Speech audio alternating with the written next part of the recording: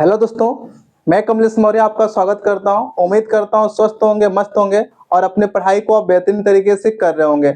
आज की क्लास में हम लोग इंटीग्रेशन के एक सवाल को सॉल्व करने वाले हैं जो आपके बोर्ड की परीक्षा में 2017, 19 और 22 में क्या हुआ है, पूछा हुआ है। इस सवाल को कैसे लगाना है, देखो आप यहाँ पे आपको क्या करना है। इस सवाल को अगर देखो आप लोग तो e की पावर x और इनटू में जो x है इसी को मान लो किसके बराबर, t के बराबर मान लो।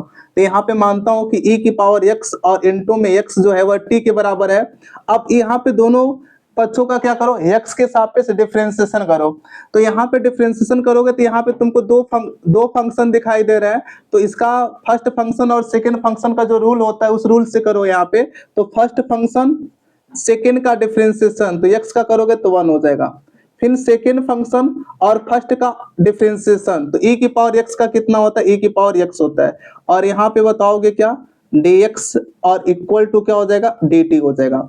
इसमें से क्या करो, e की पावर x को कॉमन कर लो। तो e की पावर x को कॉमन करोगे तो इसका मतलब 1 प्लस में क्या होगा, x हो जाएगा। और dx इक्वल टू क्या हो जाएगा, तो dx इक्वल टू dt हो जाएगा। अब अगर इसको ध्यान से देखो तुम लोग, ऊपर e की power x 1 plus x dx की जगह मैं क्या लिख सकता हूँ, dt। और देखो ये e की power x 1 plus x dx, यह पूरा ऊपर वाला चीजें आपको दिखाई दे रहा है। तो इसकी जगह मैं क्या लिख सकता हूँ, dt लिख सकता हूँ। तो यहाँ पे आप कह सकते हो इंटीग्रेशन ऑफ, और यहाँ पे जो e की power x 1 plus x dx है वहां पे मैं लिखूंगा dt, तो dt हो जाएगा। और बटे, अब देखो cos स्क्वायर है तो यहाँ पे cos स्क्वायर लिख लो।